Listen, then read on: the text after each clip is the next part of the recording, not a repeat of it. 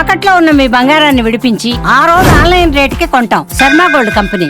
నమస్కారం, welcome to Suman TV. నేను గీతాంజలి. వరాహి నవరాత్రుల్లో 5వ రోజు అమ్మవారిని అసలు ఏ విధంగా కొలుచుకోవాలి, అమ్మవారి రూపం ఏమిటి, ఆ రూప విశిష్టత, అమ్మవారికి సమర్పించవలసినటువంటి నైవేద్యం, అలాగే ఆ రూపం ద్వారా అమ్మ మనకి ఏం అనుగ్రహిస్తుంది తెలుసుకుందాం. గురుగారు నమస్కారం అండి.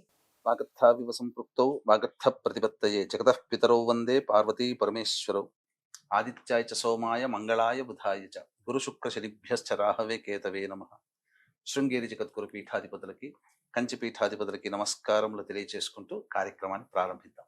గురుగారు 5వ రోజు ఈ రోజున అమ్మవారిని ఏ విధంగా కొలుచుకోవాలి, అమ్మవారి రూప విశిష్టత, సమర్పించవలసినటువంటి నైవేద్యం. అమ్మవారికి సంబంధించి 5వ రోజున మొదటి రోజు ఉన్మత్త వారాహి, 2 బృహత్ వారాహి, 3 శ్వేత వరాహి, 4 కిరాత వరాహి. ఈ 5వ రోజున అమ్మవారిని శ్వేత వరాహి రూపంలో కొలుస్తాము. అంటే శ్వేత వస్త్రములు ధరించి నిర్మలమైనటువంటి మనస్సు, ముఖారవిందముతో నవ్వుతూ కనిపిస్తూ ఉంటుందట ఈ అమ్మవారు. ఈ అమ్మవారు నీటిలో తేలియాడేటువంటి అమ్మవారు. అంతేకాకుండా ఈ అమ్మవారట ధైర్యంగా ఉండే యువరాణి అట అమ్మవారు. అంటే మంచి యవ్వనవంతురాలుగా చెప్పబడింది. యువకులని యువకులు యువరాజు అంటారు. ఈ అమ్మవారు యువరాణి, యవ్వనంలో ఉంటుంది ఈ అమ్మవారు. పైగా ఈ అమ్మవారిని పూజించడం వల్ల చక్కటి సత్సంతానం కలుగుతుందని చెప్పి మనకు చెప్పబడి ఉంది. అంతేకాకుండా ఇక్కడ గమనించినట్లయితే ఈ అమ్మవారు ఎవరంటే రాముడి చేత శిలగా మారినటువంటి వైశ్రవుని యొక్క కుమార్తెగా ఈ అమ్మవారి గురించి మనకు పురాణాల్లో చెప్పబడి ఉంది. ఈ అమ్మవారి యొక్క గొప్ప విశిష్టత ఏంటంటేనమ్మా, ఈ అమ్మవారు శివాజ్ఞ లేనిదే చీమైన కుట్టదు. కానీ ఈ శివుడు చేసే ప్రతి పనికి కూడా ఈ అమ్మవారు ఆమోదం ఉంటుందట, అగ్రి ఉంటుంది. అంతటి అంటే అన్నిటికీ కూడాను ఆ శివుడు చేసే ప్రతి పనికి కూడా ఈ అమ్మవారు మొట్టమొదటిగా ఆమోదం తెలుపుతుందట. ఈ అమ్మవారికి సంబంధించి ఈ అమ్మవారికి పూజ చేయడం ద్వారా లేదా హోమం చేయడం ద్వారా శారీరకంగా, మానసికంగా పుష్టి, స్థిరత్వం లభిస్తుంది. అంతేకాకుండా ఈ అమ్మవారిని ఉపాసన చేయడం ద్వారా కర్మదోషం తొలగుతుంది, కీర్తి ప్రతిష్టలు పెరుగుతాయి. కర్మదోషం అంటే సంచిత పురాకృత ప్రారబ్ధ కర్మదోషాలు, దృఢ అదృఢ కర్మల దోషాలు అనేటివి తొలగిపోతాయి. మానవుడి జీవితంలో సమస్యలు ఎదుర్కొంటున్నారు అంటే ఈ జన్మలలో చేసినటువంటి కర్మదోషాలతో పాటు గత జన్మ దోషాలు కూడా వెంటాడడం వల్ల ఆ సమస్యలతో సతమతం అవుతుంటారు. కాబట్టి సమస్యలతో సతమతమయ్యేటువంటి ప్రతి వ్యక్తి కూడా, స్త్రీలైనా పురుషులైనా, నీటిలో తేలియాడేటువంటి అందమైనటువంటి అమ్మవారిని యవ్వనంలో ఉన్నటువంటి అమ్మవారినిగా భావన చేస్తూ, శ్వేత వస్త్రములు ధరించినటువంటి అమ్మవారుగా భావన చేస్తూ పూజ చేసుకున్నట్లయితే కర్మదోషాలన్నీ తొలగిపోతాయి, స్థిరత్వం లభిస్తుంది. అన్నిటికంటే మించి శ్వేత వరాహి అంటే మనకు ఈ వరాహములలో తెల్ల వరాహాలు కూడా మనకు కనబడతాయి కదమ్మా, ఆ స్వరూపమే అమ్మవారు. కాబట్టి ఈ అమ్మవారిని పూజ చేసినా, హోమం చేసినా ముఖ్యంగా కర్మదోషాలు తొలగిపోతాయి, కీర్తి ప్రతిష్టలు పెరుగుతాయి. అందుకనే చాలా మంది వీక్షించేటువంటి ప్రేక్షకుల్లో ప్రతిరోజు పూజ చేసినటువంటి వాళ్ళకి ఆ బ్రాహ్మణుల ద్వారా కూడా మంత్ర దైవ అనుగ్రహం కూడా కలిగితే మంచిది అని భావించేవాళ్ళు. పూజ చేసుకోలేని వాళ్ళు ఇంతటి విశేషము కలిగినటువంటి అమ్మవారిని పూజ చేసుకోలేకపోయామే, ఆ ఫలితాన్ని ఎలా పొందుతాము అని ఆలోచించేటువంటి వాళ్ళకందరికీ కూడా జూలై 5వ తారీఖు రోజున దశమి స్వాతి నక్షత్రం కలిసినటువంటి రోజున విశేషముగా మధ్యాహ్నం 3 గంటలకి ఈ యొక్క సంబంధించినటువంటి మీ గోత్రనామాదులతో 9 వారాహీల యొక్క అవతార హోమాది కార్యక్రమాలు సశాస్త్రీయంగా జరిపించడం జరుగుతుంది. ఈ కార్యక్రమంలో పాల్గొన్నటువంటి వాళ్ళకి శక్తిపాతము చేయబడినటువంటి శంకరుంగలి మాలని ఇవ్వడం జరుగుతుందని చెప్పవచ్చు. మరి ఎటువంటి నైవేద్యాన్ని అమ్మకి సమర్పించాలి గురువు గారు?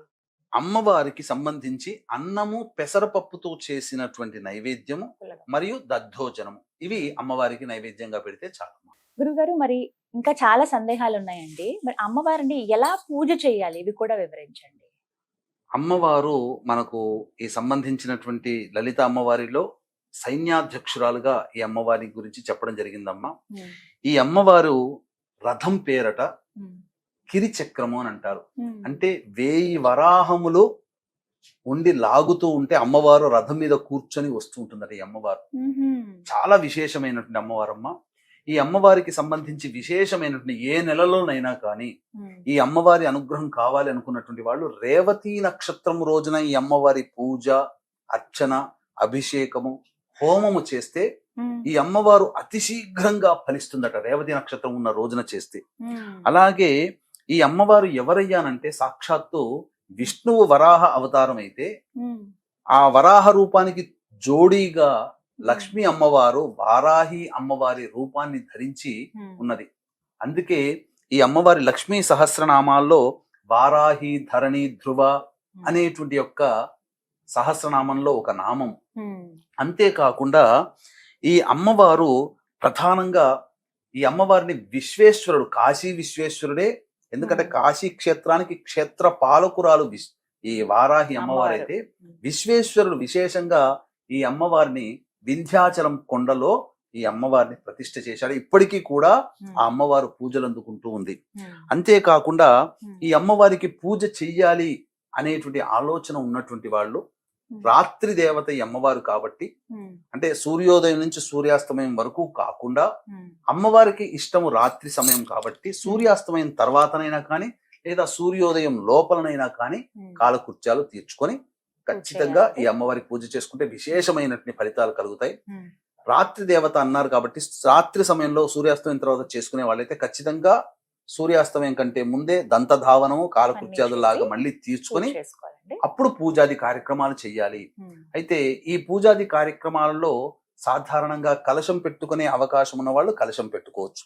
కలశం పెట్టుకోకపోయినా మాకు ఆచారం లేదు అన్న వాళ్ళు చక్కగా ఈ అమ్మవారికి సంబంధించి చిత్రపటాన్ని పెట్టుకోవాలి. అయితే శక్తి ఉంటే ప్రధానంగా మొట్టమొదటిగా శ్రీచక్రము కానీ లేదా లలితా అమ్మవారి చిత్రపటము, ఒకవైపున కుడివైపున ఈ దండిని దేవి అంటే వారాహి అమ్మవారు, ఎడమ వైపున మంత్రిని కాబట్టి రాజశ్యామల అమ్మవారి 3 చిత్రపటాలని పెట్టి చేసుకుంటే చాలా విశేషమైనటువంటి ఫలితం కలుగుతుంది. లేదా అమ్మవారి చిత్రపటం ఒక్కటి పెట్టుకొనైనా కానీ పూజ చేసుకోవచ్చు. ఈ అమ్మవారు పూజ చేసే సందర్భంలో విశేషముగా అభిషేకము, అర్చన ఇవన్నీ జరిపిన తర్వాత ప్రతిరోజు ఖచ్చితంగా లలితా సహస్రనామ పారాయణం చేయాలండి. ప్రతిరోజు చేయాలి. ఎటువంటి పుష్పాలను అమ్మవారికి సమర్పించాలి గురుగారు? ప్రత్యేకం ఏమన్నా ఉందా అండి? ఈ అమ్మవారికి ప్రధానంగా పుష్పములు అనేటువంటిది నీలి రంగు పుష్పాలతో అర్చన చేయాలి. అంటే నీలి రంగు చామంతి పుష్పాలు కానీ లేదా నీలి రంగు శంఖు పుష్పాలు దొరుకుతాయి కదమ్మా, ఆ పుష్పాలతో అర్చన చేసిన అమ్మవారికి ఇప్ప పూలు అని అంటారు కదమ్మా, ఆ ఇప్ప పూలతోనైనా కానీ అర్చన చేయవచ్చు. అయితే అమ్మవారికి దీపారాధన చాలా ప్రీతికరం. ఈ దీపారాధనలో ఏ దేవతకి లేనటువంటి విశేషమైనటువంటి దీపారాధన ఒకటి ఉంది. కందగడ్డ దొరుకుతుంది కదమ్మా, ఆ కందగడ్డని దీపపు కుందిలాగా తొలుచుకోవాలి. మధ్య భాగంలో కొద్దిగా తొలుచుకుంటే ఆవు నెయ్యి కానీ, ఈ అమ్మవారికి ఇష్టమైనటువంటి నూనె దీపం ఏ దీపారాధన అంటే విప్ప నూనెతో దీపారాధన చేసుకోవాలి. విప్ప నూనె ఒరిజినల్ దొరికితే మంచిది, లేకపోతే ఆవు నెయ్యితో దీపారాధన చేయొచ్చు. కానీ కంద దీపములో కందగడ్డ దీపారాధన, కందగడ్డతో దీపంగా చేసి కంద దీపాన్ని గనక పెట్టినట్లయితే అమ్మవారు చాలా విశేషమైనటువంటి సంతృప్తి కలుగుతుంది. అమ్మవారికి ఇవన్నీ ఇష్టమట, ఇలా చెయ్యాలి. ఈ విధంగా ఇప్ప పువ్వులతో కైనా కానీ అర్చన చేయవచ్చు. బాగా ఇష్టమైంది ఏంటండి అమ్మవారికి? ఎవరైతే ఈ నవరాత్రులు చేస్తున్నారో ఖచ్చితంగా ఇవి అమ్మకి సమర్పిస్తే ఇక అమ్మవారి అనుగ్రహం ఖచ్చితంగా కలుగుతుంది అనేటువంటిది ఏదన్నా ఉందా అసలు? అమ్మవారికి ప్రధానంగా ఇష్టమైనటువంటి చెప్పబడినటువంటిది బెల్లం పానకం. అంటే చాలా మంది ఏంటంటే బెల్లంని సంబంధించి ఆ నీటిలో కలిపిస్తే బెల్లం పానకం లాగా ఉంటుంది. కానీ రాజమండ్రి ఆ చుట్టుపక్కల జిల్లాల్లో ఉన్నటువంటి వాళ్ళకి బెల్లం పాకము అని అంటే ఆ బెల్లం తయారు కాకముందు తేనెలాగా ఒకటి ఊరుతుంది, చిక్కగా ఉంటుంది.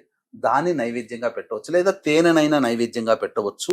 అమ్మవారికి నువ్వుల లడ్డూలు చాలా ఇష్టం. ఇలాచీ పొడి, అలాగే నేతితో వేయించినటువంటి నువ్వుల లడ్డూలు పెట్టిన అమ్మవారికి చాలా ప్రీతికరం. అంతేకాకుండా ఎర్రటి పండ్లు అంటే దానిమ్మ పండ్లు ఒలిచి గింజలు ఒలిచి పెట్టాలి.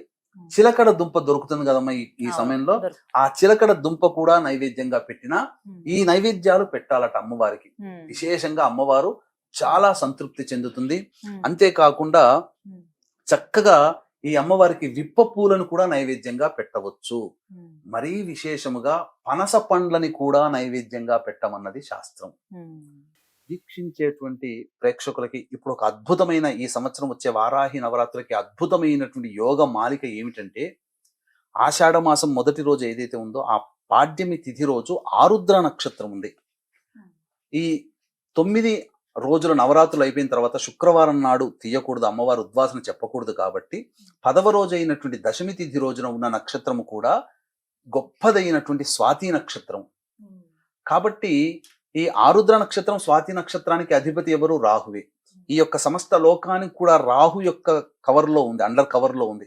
కాబట్టి రాహు అనుగ్రహం కలిగిందంటే అత్యంత శీఘ్రముగా ఫలితాలు కలుగుతాయి. అద్భుతమైనటువంటి రోజున, ఈ స్వాతి నక్షత్రం రోజున ముగింపు కూడా పలుకుతుంది. కాబట్టి చక్కగా ఈ వారాహి నవరాత్రుల్లో ఎవరైతే చేసుకుంటారో, ఎవరైతే పూజ చేసుకుంటారో, ఎవరైతే పూజ చేసుకోకపోయినా జరిగే హోమంలో పాల్గొంటారో వారి యొక్క సంకల్పం అతి శీఘ్రంగా నెరవేరుతుందని చెప్పడంలో ఏమాత్రం సందేహం లేదు. ఇది చాలా యాదృచ్ఛికంగా, కాకతాళీయంగా కలిసినటువంటి అద్భుతమైన యోగ మాలిక. రాహు నక్షత్రంతో మొదలై రాహు నక్షత్రంతో ఎండ్ అవుతుంది అని చెప్పవచ్చు.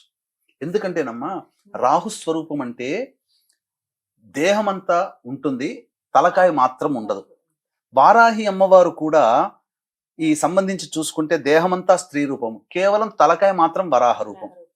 అలా రాహు స్వరూపముగా మనకు అమ్మవారు ఈ సంవత్సరం అనుగ్రహిస్తుంది.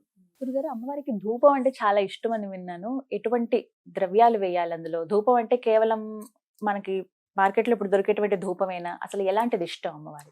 మనకు ఏ దేవతకైనా కానీ ప్రత్యేకంగా అసలు అమ్మవారు అంటేనే ధూప ప్రియురాలు. కానీ ఈ ఒక్కొక్క అమ్మవారికి కొన్ని కొన్ని వస్తువులు వాడమని చెప్పబడి ఉంటే, ఈ వారాహి అమ్మవారికి చెప్పబడినటువంటి ధూప ద్రవ్యాలు సాధారణంగా బయట దొరుకుతాయి.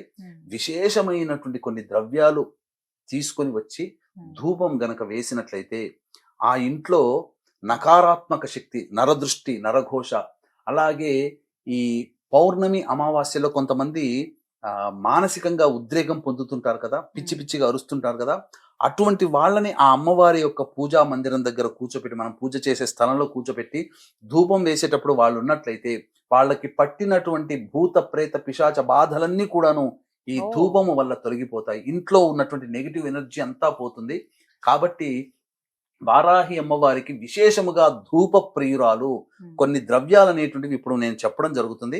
సాధ్యమైనంత వరకు ఆ ద్రవ్యాలన్నీ కూడా మీరు తెచ్చుకునే ప్రయత్నం చేయండి. ఒకటి అరా మనకు దొరకకపోవచ్చు, కంగారు లేదు. మిగతా ద్రవ్యాలనైనా కానీ తెచ్చుకొని ప్రతిరోజు కూడా మీరు పూజ చేస్తున్న సందర్భంలో అమ్మవారికి ధూపం వేసి ఆ ధూపాన్ని అంతా కూడా ఇంట్లో గనక పెట్టుకున్నట్లయితే ఇంట్లో పాజిటివ్ వైబ్రేషన్ అనేటువంటిది ఉంటుంది, ఒక ప్రశాంతత చేకూరుతుంది. వీక్షించేటువంటి ప్రేక్షకులు కూడా గమనిక, ఈ యొక్క సందర్భంగా ఈ 9 అవతారాలు 9 రోజుల పాటు 9 అమ్మవారికి విశేష అవతారాలుగా మనం చేస్తూ వస్తున్నాము, చెప్పుకుంటూ వచ్చాము. కాబట్టి ఆ అవతార రూపంగా కొలుస్తూ వస్తున్నాం. కాబట్టి ఇంట్లో పూజ చేసుకున్న, హోమం చేసుకుంటే చాలా మంచిది అని చెప్పి భావించేవాళ్ళు, ఈ 9 రోజుల పాటు మనం పూజ చేసుకోలేకపోయామే, మనకు ఆ అమ్మవారి అనుగ్రహం ఎలా కలుగుతుందని చెప్పి పరితపించేటువంటి వాళ్ళకి చక్కటి తరుణోపాయంగా జూలై 5వ తేదీ రోజున దశమి స్వాతి నక్షత్రం కలిసినటువంటి రోజున మధ్యాహ్నం 3 గంటలకి మీ గోత్రనామాదులతో ఈ 9 వారాహి అమ్మవార్ల యొక్క హోమాది కార్యక్రమాలు జరిపించి శక్తిపాతము చేయబడినటువంటి శంకరుంగలీమాలని మీకు అందివ్వడం జరుగుతుంది. ఈ యొక్క కార్యక్రమంలో ఆ 5వ తారీఖు మధ్యాహ్నం 12 గంటల లోపల మీ గోత్రనామాదులు నమోదు చేసుకోవచ్చు. ఇక హోమ ద్రవ్యాలు చెప్పడం జరుగుతుందమ్మా, చాలా జాగ్రత్తగా వినండి. గుగ్గిలం అంటే తెలుపుదైనా నలుపుదైనా కానీ, యాలకుల పొడి, ఇలాచీ పొడి అంటారు అది, అలాగే పసుపు పొడి, మరియు తెల్ల గురివింద గింజల పొడి, తరువాత తెల్ల ఈశ్వరి వేరు మనకు ఆయుర్వేదం షాప్ లో కానీ పచారీ షాప్ లో కానీ దొరుకుతుంది. తెల్ల ఈశ్వరి వేరుని పొడి చేయడం, ఆ పొడి అయినా కానీ, తెల్ల జిల్లేడు పువ్వులు తీసుకుని వచ్చి నీడన ఎండించి అది ఆ ఎండించినటువంటి తెల్ల జిల్లేడు పువ్వుల యొక్క పొడిని, మిరియాల పొడి, మిరప పొడి, శొంఠి పొడి, మొత్తం ఈ 9 రకాల ద్రవ్యాలు ఎన్ని కుదిరితే అన్ని తీసుకుని వచ్చి ఆ యొక్క ధూపము గనుక అమ్మవారికి వేసినట్లయితే, మండుతున్నటువంటి ఆ బొగ్గు మీద వేసినట్లయితే ఆ ధూపం వెలువడుతుంది. ఆ ధూపానికి అనేక రకాలైనటువంటి దివ్య శక్తులు వారాహి అమ్మవారి యొక్క అనుగ్రహం కలుగుతుంది.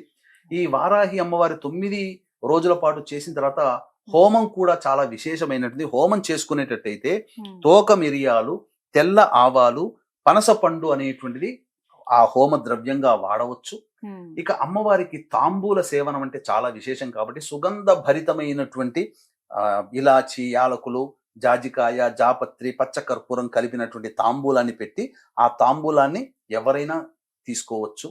అంతేకాకుండా ప్రధానంగా ప్రతిరోజు కంద దీపము పెట్టవచ్చు. ఆ పెట్టాలండి. కంద దీపం పెట్టినటువంటి దాన్ని మరుసటి రోజు ఉమ్, వాడుకోవచ్చు ఇంట్లో. ఉమ్. మా ఏ కూరలో రోజుకి ఆ రోజు లేదు పెట్టుకోవాలి. 9 రోజులు అదే దీపం వెడుకోవచ్చు. అలా అయినా కంద దీపం 1 2 అనేటువంటి ఎవరి శక్తి కొలది వాళ్ళు చేసుకోవచ్చునమ్మా.